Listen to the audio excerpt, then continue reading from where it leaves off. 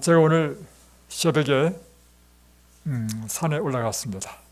그리고 하나님께 기도를 하는데 하나님께서 제 마음에 이런 음성을 주셨습니다. 내게 정말 필요한 것은 이것이야. 제가 그래서 기도하다가 맞아, 하나님 제게 정말 필요한 건 이것입니다. 이것을 제게 주십시오 라고 기도했습니다. 그리고는 생각해 보니까 이것은 저뿐만 아니라 우리 모두에게 꼭 필요한 것이라고 생각이 들었습니다. 그래서 오늘 저는 이 아침에 우리에게 가장 필요한 것이라는 제목으로 말씀을 좀 전하고자 합니다. 여러분, 제가 지금부터 한번 말씀드려 볼 테니까 이것은 무엇인지 알아맞혀 보십시오. 이것은 오늘 우리에게 가장 필요한 것입니다. 이것이 없으면 우리 인생은 생기를 잃어버립니다. 그리고 무기력해집니다. 이것은 우리의 죄를 깨닫게 하고 회개로 이끕니다. 또한 그뿐만 아니라 우리로 하여금 죄의 억압으로부터 벗어나게 합니다. 이것이 없으면 우리는 그리스도인이 아닙니다. 이것은 우리로 하여금 예수님의 증인이 되게 합니다. 이것이 우리에게 임하시면 사람이 변화됩니다. 이것은 우리에게 강력한 복음 전도의 능력을 줍니다. 이것은 무엇일까요? 성령이십니다. 오늘 우리에게 정말 필요한 것은 성령이십니다.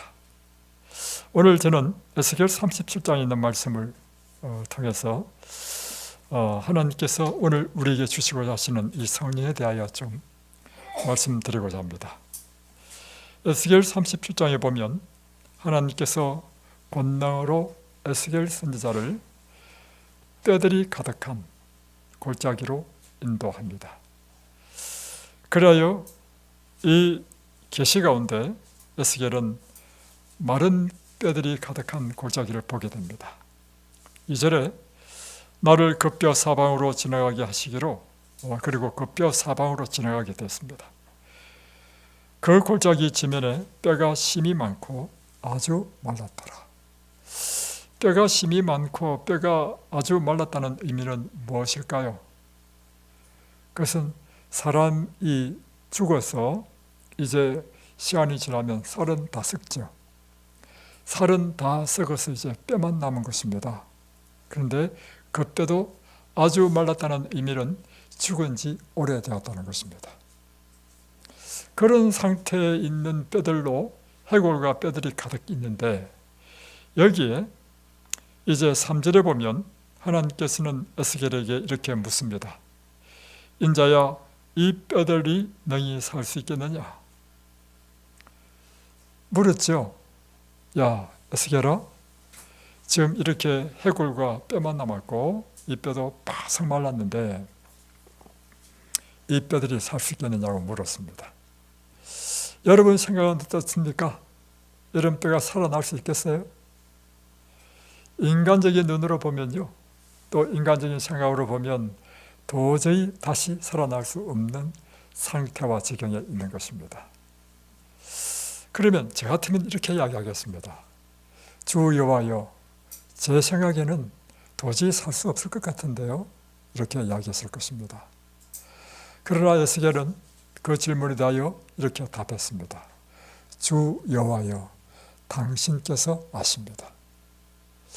왜 에스겔은 이렇게 대답했을까요? 에스겔은 하나님이 어떤 분이신지 알기 때문입니다. 우리 인간의 눈에는 도저히 불가능하게 보인다 할지라도 하나님에게는 능치 못한 일이 없는 분이 하나님이심을 알았기 때문에 에스겔은 내 생각과 내 눈으로 보는 그것으로 말하지 않고 하나님께서는 무엇이든지 하실 수 있습니다, 이런 뜻입니다. 여러분, 여러분의 상태가 마치 마른 뼈와 같이 바짝 마른 거 아닙니까? 그리고 말라도 오래된 모습, 인간적인 방법으로는 도저히 치료가 불가능한 상태. 그럴 때 하나님께서 여러분에게 묻습니다. 얘야, 내 병이 나을 수 있다고 믿느냐? 병원에서도 포기했는데 어떻게 나았습니까? 그럴 때 우리는 이 에스겔 선지자처럼 하나님이 어떤 분이신지를 우리가 이해하고, 주여, 여호와께서 아십니다. 하나님께서는 능치 못한 일이 없으십니다. 그것은 전적으로 하나님께 달렸습니다. 이런 뜻입니다. 그러면서 하나님께서 에스겔에게 특별한 명령을 합니다. 너는 내 말을 이 뼈들에게 대언하라 하고는 사방에서 생기를 불러 모아서 이 생기가 이 마른 뼈에 들어가게 하라. 그리고 이 마른 뼈에 힘줄이 붙고 살이 붙고 가죽으로 덮여서 온전한 사람이 되게 하라. 그래서 에스겔은 하나님께서 말씀하신 대로 마른 뼈를 향해서 말했습니다. 뼈들아 살아나라. 생기야 이 뼈들아 들어가라. 힘줄은 붙고 살은 붙고 가죽이 덮여서 온전한 사람이 되라. 그랬더니 놀라운 일이 일어났습니다. 이 마른 뼈들이요 다 일어나는 거예요. 삐그덕삐그덕 하면서 연결되는 것입니다. 그리고 힘줄이 연결되고 살이 붙고 가죽이 붙어서 사람이 되는 것입니다. 근데 그 뼈들이 얼마나 많은지 그 골짜기에 가득 차게 되었습니다. 그런데 문제는 이 뼈들이 생기가 없어가지고 활동을 하지 못하는 것입니다. 그러니까 하나님께서 다시금 이 에스겔에게 명령합니다. 너는 생기로 하여금 명령해서 이 마른 뼈들에게 들어가도록 명하라 했습니다. 그래서 에스겔이 이야기했습니다. 생기야 이 사람들에게 들어가라 했습니다. 그랬더니 이제는 온전하게 호흡하고 심장이 뛰고 활동하는 사람이 되었는데 큰 군대가 되었다는 것입니다. 하나님께서 에스겔에게 주신 이 계시의 뜻은 무엇일까요? 그것은 하나님의 분명한 이 계시의 목적을 갖고 있죠. 여기에 대해서 11절에 보면 하나님께서는 에스겔에게 이 계시를 준 이유를 설명하고 있습니다. 또 내게 이르시되 인자야 이 뼈들은 이스라엘 온 족속이라. 그들이 이르기를 우리의 뼈들이 말랐고 우리의 소망이 없어졌으니 우리는 다 멸절되었다 하느니라. 이 뼈들, 다시 표현하면 바짝 마른 뼈들은 누구를 상징하느냐 하면 이스라엘 백성을 상징한다는 것입니다. 이스라엘 백성이 이 당시에 어떤 상황이냐면 그들의 범죄로 인하여 나라가 멸망하고 포로로 잡혀가지고 70년 동안 바벨론의 포로 생활하고 있는 그때의 모습을 이야기하는 것입니다. 70년 동안 바벨론의 포로로 있다 보니까 이제는 세대가 바뀌었습니다. 그들에게는 다시금 회복될 소망이 전혀 없는 마치 마른 뼈와 같은 상태가 된 것입니다. 그들이 구원받을 수 있는 가망은 전혀 없는 마른 뼈와 같은 상태가 된 것입니다. 그들은 희망이 끊어져 버린 것입니다. 이 계시는 바로 그런 상태라 할지라도 하나님께서 그들에게 생기를 불어 넣어주시면 그들에게 놀라운 회복과 구원이 일어난다는 것입니다. 그래서 말씀하시기를 14절에 보면 내가 또 내 영을 너희 속에 두어 너희가 살아나게 하고 내가 또 너희를 너희 고국 땅에 두리니 나 여호와가 이 일을 말하고 이룬 줄을 너희가 알리라. 내 영을 너희 속에 두겠다. 너희가 살아나겠다. 너희를 다시금 고국 땅으로 회복시켰다 하는 놀라운 이 약속의 계시를 지금 이와 같이 마른 골짜기의 뼈들을 통하여 하나님께서는 보여주신 것입니다. 지금 이 계시는 그 당시에 이스라엘의 백성에게 주신 계시입니다. 그러나 또한 이 계시는 오늘 우리에게 이 성경 말씀을 주신 이유는 우리 자신이 이 마른 뼈처럼 바짝 말란 이스라엘 족속처럼 그런 상태에 있는 우리의 모습을 보여주는 것입니다. 영적으로는 무기력하고 영적으로는 죽음 같은 그런 생기 없는 모습으로 살아가는 우리에게 오늘 내게 절대적으로 필요한 것이 있는데, 그것은 하나님께서 생을 불어넣어 주셔서 우리를 다시금 살리시고 회복시키는 하나님의 능력이 우리에게 필요하다는 것을 보여주는 것입니다. 여러분, 우리에게 최고의 필요는요, 우리를 살리는 성령의 이 은혜입니다. 우리에게 가장 필요되는 것은 다시금 우리의 심령을 소생시키고 우리에게 믿음을 북돋우고 다시금 용기를 주시고 다시금 소망을 주시게 하는 이 성령의 역사가 우리에게 필요한 것입니다.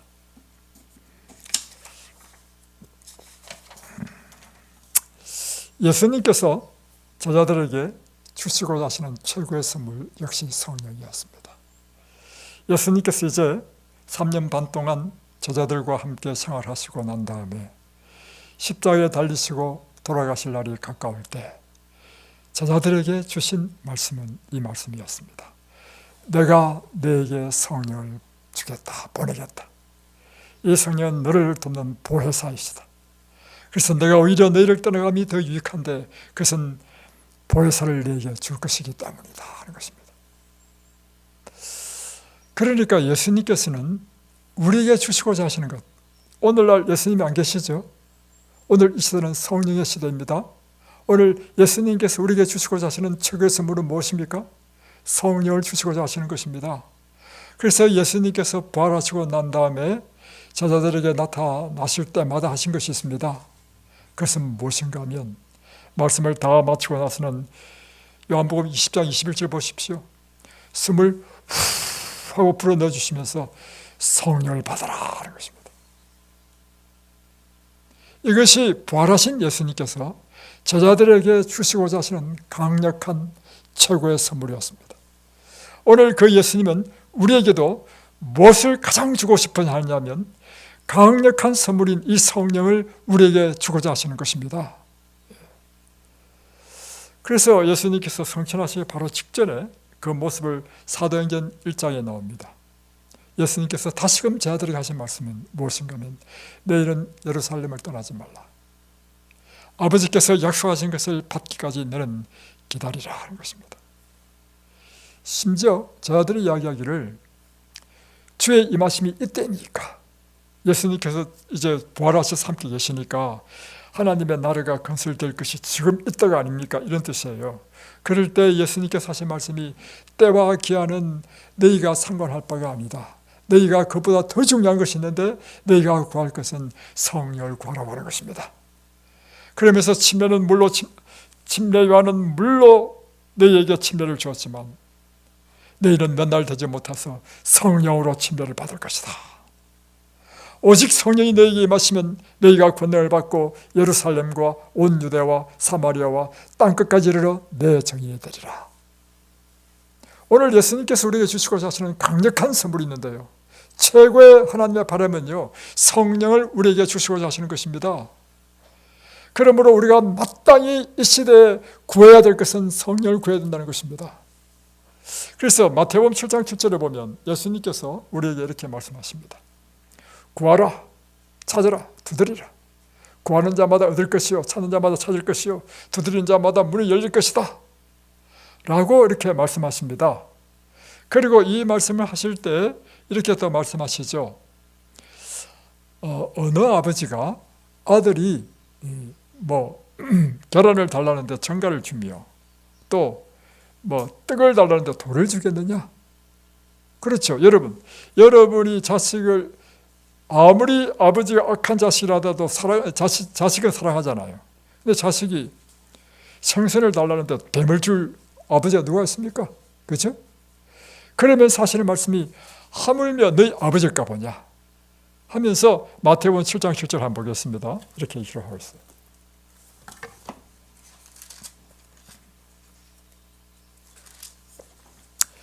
(11절) 너희가 악한 자라도 좋은 것으로 자식에게 줄 알거든. 7장 11절입니다.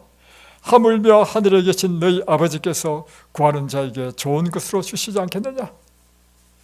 이 세상의 육신의 아버지도 아들이 달라면 가장 좋은 것을 주실 텐데 하물며 이 세상의 육신의 아버지보다도 더 사랑이 많으신 우리 하늘 아버지께서 우리가 구하는 자에게 좋은 것으로 주시지 않겠느냐. 그런데 이 말씀이요, 여기서 말하는 구하는 자에게 좋은 것으로 주시지 않겠는가. 하나님께서 우리에게 주시고자 하시는 가장 좋은 게 뭔지 아십니까? 하나님께서 우리에게 주시고자 하시는 가장 좋은 것, 이것이요, 누가복음 11장에 똑같이 반복되어 있습니다. 누가복음 11장 9절을 보겠습니다. 누가복음 11장 9절, 내가 또 네게로 오니 구하라 그러면 네게 주실 것이요 찾으라 그러면 찾을 것이요 문을 두드리라 그러면 네게 열릴 것이니, 이렇게 똑같지요. 그러면서 11절 보세요. 너희 중에 아버지 된 자로서 누가 아들이 생선을 달라는데 생선 대신 뱀을 주며 알을 달라는데 정갈을 주겠느냐. 똑같지요. 다음에 13절, 너희가 악할지라도 좋은 것을 자식에게 줄 줄 알거든 하물며 너희 하늘 아버지께서 구하는 자에게 성령을 주시지 않겠느냐. 그러니까 마태복음 7장과 누가복음 11장을 함께 연결해 보면 하늘 아버지께서 우리에게 주시고자 하시는 가장 좋은 선물은 뭐라는 것입니까? 성령을 선물로 주시는 것이 가장 좋은 선물이라는 것입니다.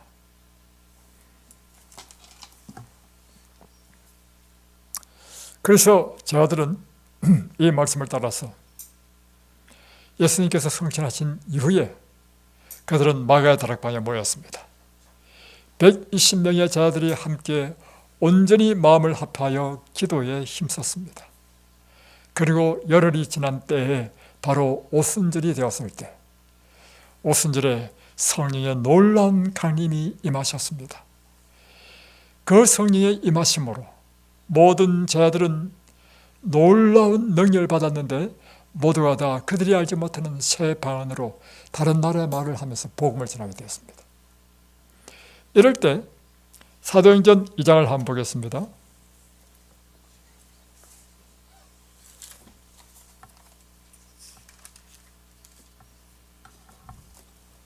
(4절) 그들이 다 성령의 충만을 받고 성령이 말하게 하심을 따라 다른 언어들로 말하기를 시작하니라. 그러니까 한 번도 배워보지 못한 외국어를 막 하는 거예요. 외국어를. 이게 진정한 방언입니다. 뭐 알아듣지 못하는 말이 아니고. 그럴 때 이제 각 전 세계에서 모인 디아스포라, 전 세계에 흩어진 유대인들이 모였는데 전 세계에서 흩어진 사람들이 언어가 다 달라. 그 다른 언어의 사람들에게 각자 그들의 언어로 복음을 전하는 것입니다. 이런 놀라운 능력이 주어졌고, 또한 그 말씀을 전할 때 그 말씀을 들은 사람의 마음속에 이런 찔림이 받는 것입니다. 37절, 그들이 이 말을 듣고 마음에 찔려 베드로와 다른 사도에게 물어 이르되 형제들아 우리가 어찌할꼬. 여러분, 하나님의 말씀을 선포할 때 사람의 마음에 회심을 일으키는 것은 성령의 능력인 것입니다.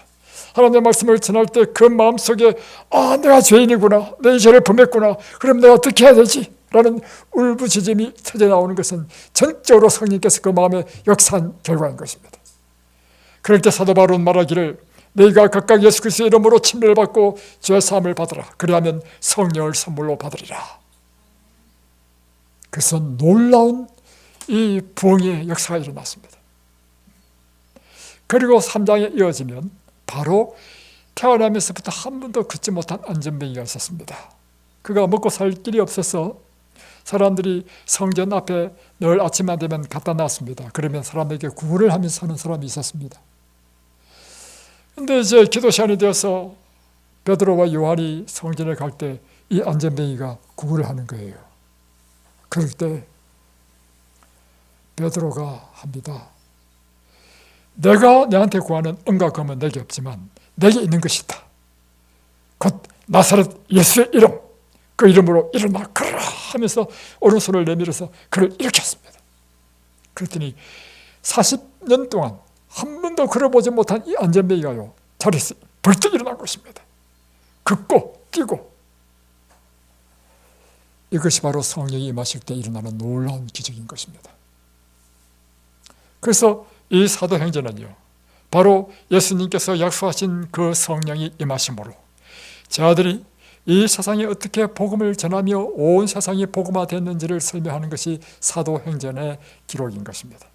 그런데 사실은 사도행전이란 의미는 사도, 예수님의 제자들이 행한 이야기란 뜻인데, 이 내용을 쭉 읽어보면 사도들이 행했지만 그에게 능력을 주시고 일을 하게 하신 분은 성령 하나님이라.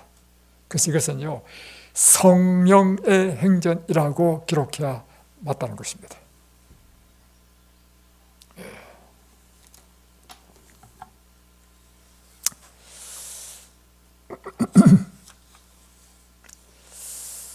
제 경험을 잠깐 말씀드리겠습니다. 제가 다락방에서 새벽마다 말씀을 연구하고 기도하는 중에 어느 날 성령이 제게 임하셨습니다. 성령께서 임하실 때 하시는 놀라운 일을 경험하게 됐는데, 성령께서는 사람을 만나게 하시고 그 사람에게 복음을 전할 때 그 사람의 심령 가운데 회개의 영을 불어넣어 주어서 자신의 죄를 회개하고 회심하고 그리고는 하나님을 믿는 놀라운 역사가 일어나는 것입니다. 이것이 성령의 역사인 것입니다. 여러분, 사람의 마음을 이렇게 감동시키고 바꾸는 것은 사람의 재주에 있지 않습니다. 사람이 할 수 없는 일입니다. 그것은 전적으로 하나님의 성령께서 하시는 일인 것입니다. 한 자매가 있었는데 이 자매를 하나님께서 만나게 하시고 그에게 말씀을 가르치게 했습니다. 말씀을 가르쳤는데 이 자매가 생전 처음 성경을 배우는 사람이었습니다. 이 자매가 너무 놀랍게 반응하는 것입니다. 그리고는 3일째 되니까 그 큰 눈에 굵은 눈물을 툭툭툭 흘리면서 막 회개를 해. 그러면서 3일 만에 하나님 믿기로 결심했습니다. 그리고는 침례를 받고 열심히 교회를 다니기 시작했습니다. 그리고 방문 갈 때마다 다 쫓아다니고 2년쯤 지났습니다. 이제 교회 들어와서 2년쯤 지났을 때 이 자매가 어느 날 저한테 이렇게 이야기했습니다. 목사님, 사실은 처음 목사님께서 제게 성경을 가르칠 때 저는 그 말씀이 무슨 뜻인지 잘 알지 못했습니다. 그것은 제게 충격적이었습니다. 그래서 제가 물었죠. 자매님, 제가 가르쳤을 때 무슨 뜻인지 잘 알지 못하면서 왜 그때 눈물을 흘렸죠? 물어봤습니다. 물어보니까 이 자매가 하는 말이 뭐냐면, 성경은 무슨 뜻인지 잘 모르겠지만 자기 마음속에 불같이 일어나는 게 있는데 자신의 과거의 죄가 막 떠오르면서 막 죄에 대한 회개가 막 터지더라고요. 그리고 그 마음속에 강렬한 열망이 있는데 내가 하나님 믿어야 되겠다 하는 강렬한 열망이 일어나더라는 것입니다. 누가 일하신 것입니까? 바로 그것이 성경에서 하시는 일인 것입니다. 그 이후에 2년 동안 따라다니면서 성경을 계속해서 배우면서 비로소 성경 전체가 이해되더라는 것입니다. 근데 이야기를요, 이 자매뿐만 아니라 또 한 자매 들었습니다. 이 자매는요, 완전한 불교 신자예요. 한 번도 교회 가본 적이 없는 사람이라. 하나님께서 그를 만나기 위해서 성경을 가르쳤는데 이 자매도 하루 이틀 3일 딱 될 때, 3일 될 때 이 자매의 마음이 확 열리면서 그가 하나님께 자신을 바쳤습니다. 하나님께 결심했습니다. 그래서 이 자매도 이제 침례를 받고 이제 열심히 집집 방문도 다니며 열심히 있는 교인이 됐습니다. 얼마나 열심인지 그의 자녀들을 다 인도하고. 근데 이 자매도 2년쯤 지나서 저한테 이렇게 이야기했습니다. 목사님, 사실 제가 처음 목사님이 성경을 가르칠 때 성경 말씀을 잘 이해하지 못했습니다. 제가 또 물었습니다. 아니 자매님, 그런데 어떻게 그렇게 침례를 받게 됐습니까? 이렇게 물었습니다. 물으니까 이 자매가 하는 말이 뭐냐면, 뭔지를 잘 알지 못하겠지만 자기 마음속에 불같이 일어나는 일이 있는데 내가 하나님 믿어야 되겠다. 그런 막 간절한, 하나님 믿어야 되겠다는 그런 간절한 심령이 막 불처럼 타오르더라는 것입니다. 누가 하신 일입니까? 그것이 성령께서 하시는 일입니다. 그리고 나서 한 2년 동안 열심히 방문 다니고 쫓아다니면서 배워보니까 성경이 이런 말씀이구나 깨달았던 것입니다. 또 한 자매는, 이 자매도 교회는 한 번도 나온 적이 없는 자매인데 이 문화센터에서 이제 배우는 사람이었습니다. 근데 어느 날 이제 문화센터에 놀러 왔다가 그 문화센터, 우리가 이제 교회를 지어서 2층은 문화센터하고 3층은 교회를 했는데, 그때 그 시간에 3층에서 제가 성경을 가르치는 곳 있었습니다. 그래서 이제 총무가 그 사람을 끌고, 막 안 가겠다는 사람 억지로 끌고 이제 그 공부하는데 자리에 앉혔습니다. 이 사람은 이제 처음 이제 성경이라는 걸 배우는 사람입니다. 첫날 그게 억지로 끌려가지고 딱 배웠는데요, 그날 밤새도록 잠을 못 잤다는 것입니다. 왜 잠을 못 잤느냐? 그때 그냥 저는 아무런 의식 없이 평범하게 말을 했는데, 제가 한 말이요, 한마디 말이 그의 가슴에 딱 꽂힌 거예요. 꽂히고는 집에 돌아갔는데 밤새도록 그 말이 가슴에 꽂혀가지고 잠을 자지 못했다는 것입니다. 그리고는 밤새도록 결심한 게 뭐냐면, 이제 내가 하나님을 믿어야 되겠다. 그리고 그 다음날 아침에부터 와가지고 저도 좀 하나님 믿고 싶은데, 그래서 그가 그의 모든 가족을 인도했습니다. 누가 하신 일입니까? 그래서 우리에게 최고의 필요는 성령이 필요하다는 것입니다. 사람의 힘으로 일을 할 수 있어요? 없습니다, 여러분. 하나님 믿는 일은요, 사람의 힘으로 안 되죠. 하나님께서 역사하셔야 되죠. 오늘 우리의 삶 가운데 가장 큰 필요는요, 성령의 역사인 것입니다. 성령이 임하셔야만 하나님께서 역사하셔서 그 마른 뼈와 같은 그 뼈들이 살아나고 생기를 얻게 된다는 것입니다. 그래서 사도 바울은 우리에게 권면하고 있습니다. 에베소서 5장 18절에 오직 성령의 충만을 받으라 하는 것입니다.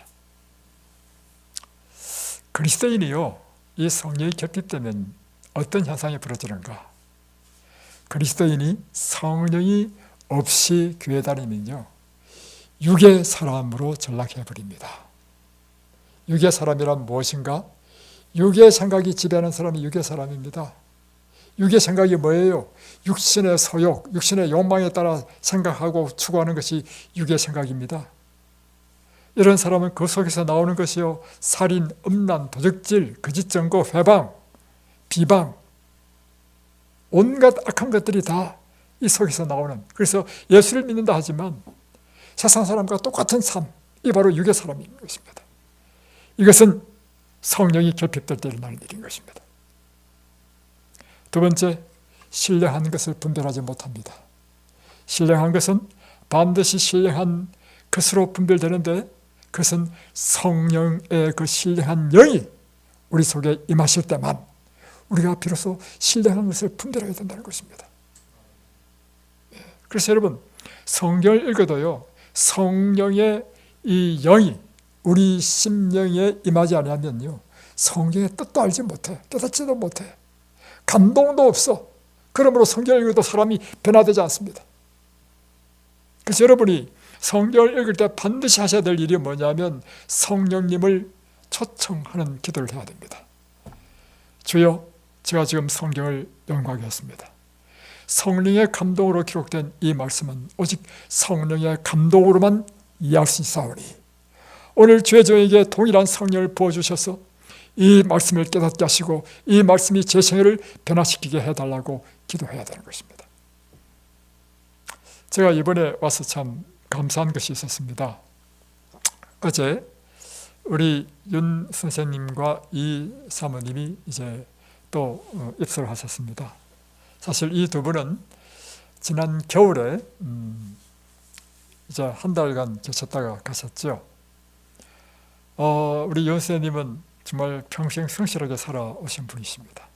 그러나 하나님은 전혀 모르고 그런 분이셨습니다. 한 달 동안 계속해서 이곳에서 아침에 예배드리면서 그 마음에 이제 하나님을 믿어야 되겠다는 생각을 하셨던가 봐요. 그러나 뭐 결심까지는 하지 아니하시고 집으로 돌아가셨습니다.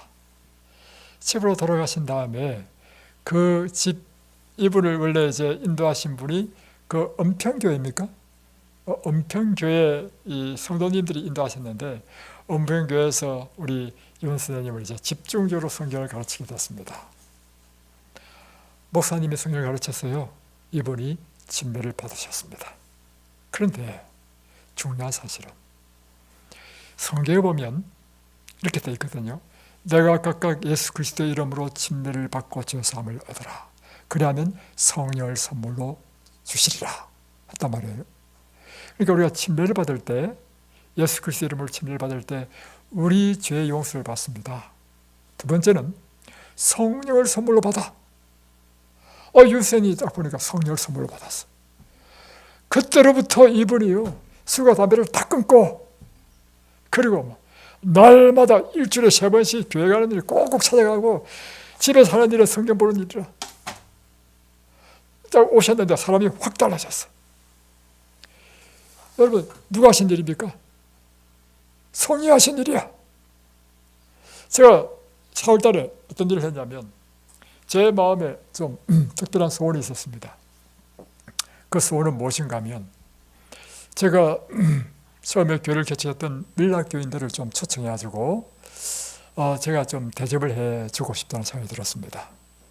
그래서 교인들이 다 직장 다니기 때문에 평일날은 시간 없고, 또 아프지 않은 사람들이니까, 또 안식일은 뭐 교회 예배를 또 드려야 되니까, 그러면 안식일 예배 드리고 오시면 토요일 저녁부터 일요일까지 1박 2일이라도 내가 좀 맛있는 식사 대접하고 또 이 여안에서 좀 쉴 수 있도록 좀 해드리다 했습니다.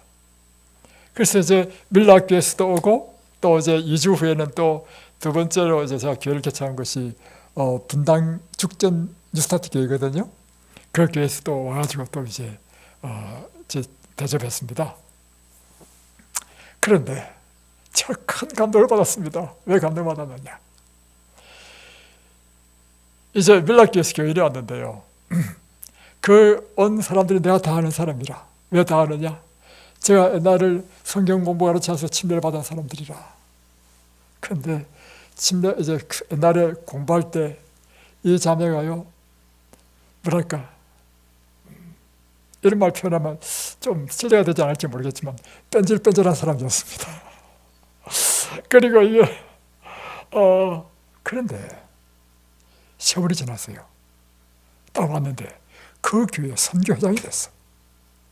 그리고 그 교회에서 아주 중요한 역할을 하고, 그 부부가 그 교회, 그리고 뭐 무슨 일이 있으면 이 자매가 자기가 간호사거든요. 일하면서 필요하면 막 교회 헌금도 다 하고. 이야, 제가 그거 보고 놀랐습니다. 왜냐하면 성령께서 놀라운 분이시다. 이건 누가 하신 일입니까? 하나님은 위대하신 분이시다. 내 이 자매 잘 알거든. 왜냐하면 내가 성경 공부를 가르쳤기 때문에. 이 자매를 이렇게 변화시킨 것은 하나님밖에 없다. 또 두 번째, 또 한 자매는 성경 공부 가르칠 때마다 도망간 자매가 있었어. 그래가지고 아주 도망가고 하던 간에 이제 내한테 이제 안 붙잡히려고 했던 사람이 있었어. 근데 하여튼간에 이제 그때 이제 하여튼 어떻게 해서라도 침례를 받고 우리 교인이 됐어. 세월이 지났는데요, 이 자매는 또 이 교회에 여수석 집사가 돼 있어. 얼마나 열심히 하나님을 섬기는지. 이야, 세상에. 하나님 위대하십니까? 누가 일을 하신 것입니까? 성령께서 하신 것입니다. 또 한 자매가 또 있었는데, 하여튼 거기 온 자매들이 막 전부 다, 이야, 세상에.